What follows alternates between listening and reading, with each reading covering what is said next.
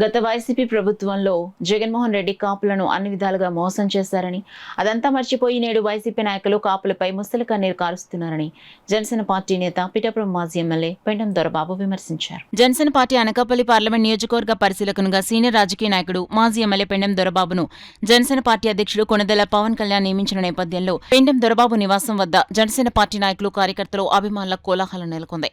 Party నాయకులు, కార్యకర్తలు, అభిమానులు దొరబాబుకు శుభాకాంక్షలు తెలుపుతూ పూలమాలలతో ఘనంగా సన్మానించారు.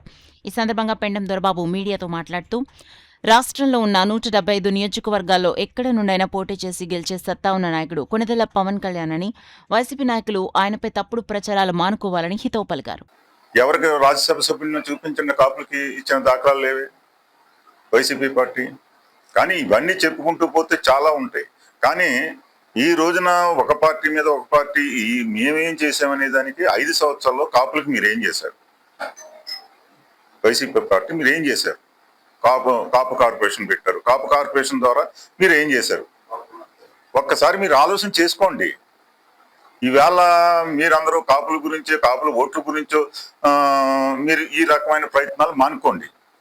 కాపులు అనేవాళ్ళు ఈ రోజున మనం అవునన్నా కాదన్నా ఈ రాష్ట్రంలో ప్రజలందరూ కూడా పవన్ కళ్యాణ్ గారిని, ఆయన యొక్క నాయకత్వం, అవినీతి లేని పాలన చూసి ఈ రోజున పవన్ కళ్యాణ్ పట్ల ఆయన అన్ని కులాలు కావాలన్నా కూడా కాపులు ప్రత్యేకంగా కూడా ఆయనకి ప్రత్యేకమైన అభిమానం వాళ్ళ గుండెల్లో పెట్టుకుని ఈ రోజున పవన్ కళ్యాణ్ గారిని రాబోయే రోజుల్లో ఇంకా ఉన్నతమైన పదవుల్లో చూడాలనే విధంగా ఈ రోజున కాపులందరూ కూడా ఎదురు చూస్తున్నారు.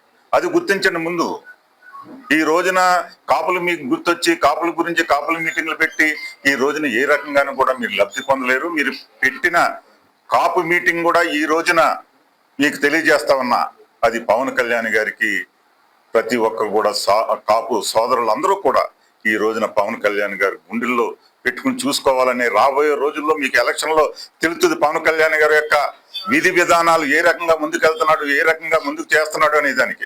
ఆయనకి ఈ రాష్ట్ర అభివృద్ధి కోసం కోరుకుంటా ఉన్నాడు, రాష్ట్రాన్ని ముందుకు తీసుకెళ్లాలనుకుంటాడు, అలాగే దేశాన్ని ముందుకెళ్లాలనే దృక్పథంతో ఈయన చేసే రాజకీయ విధానాలు మీరు ఒక్కటి కూడా ఆయన తప్పు పెట్టలేని విధంగా ఈ రోజున రాజకీయాన్ని ముందుకెళ్తున్నాడు. రకమే కదా సార్. ఇవాళ కాపుల ఇవాళ ఎందుకు గుర్తొచ్చింది కాపుల మీటింగ్ అని? ఈ రోజు ఎందుకు ఆలోచన చేస్తున్నారు కాపుల గురించి? ఆ రోజున ఉమారెడ్డి వెంకటేశ్వర లాంటి ఎంతో మంది కాపు నాయకులు, ఎంతో మంది పార్టీకి సేవ చేసినా వారెవరికి కూడా ఈ రోజుని కూడా చెప్పుకోదగ్గ పదవి ఇవ్వలేదు. వాళ్ళకి ఒక రాజ్యసభ కానీ, ఒక డిప్యూటీ స్పీకర్ శాసన సభలో ఎక్కడైనా గౌరవించిన దాఖలాలు ఏ రకంగా మీరు కాపుల్ని గుర్తించారు? ఈ రోజున మీకు కాపులు కావాల్సి వచ్చారా? ఎలక్షన్ ముందేమో కాపులు కావాలి, ఎలక్షన్లు అయిపోయిన తర్వాత మీరు కాపులను పట్టించుకోరా? అవన్నీ ప్రజలు గుర్తిస్తామన్నారు, కాపు సోదరులు గుర్తిస్తామన్నారు. రాబోయే రోజుల్లో పవన్ కళ్యాణ్ గారిని ఈ కాపు కులమే కాదు అన్ని కులాలు ఈ రోజున ఆయన సమర్థిస్తా ఉన్నాయి. అన్ని కులాలు కూడా పవన్ కళ్యాణ్ లాంటి వ్యక్తి ఈ రాష్ట్రానికి అవసరము. ఈ రాష్ట్రం అవినీతిమయం అయిపోయింది, ఈ రాష్ట్రాన్ని కాపాడాలంటే పవన్ కళ్యాణ్ రావాలనే దృక్పథం ఈ రోజున ప్రజలన్నట్ట నడుస్తూ ఉంది.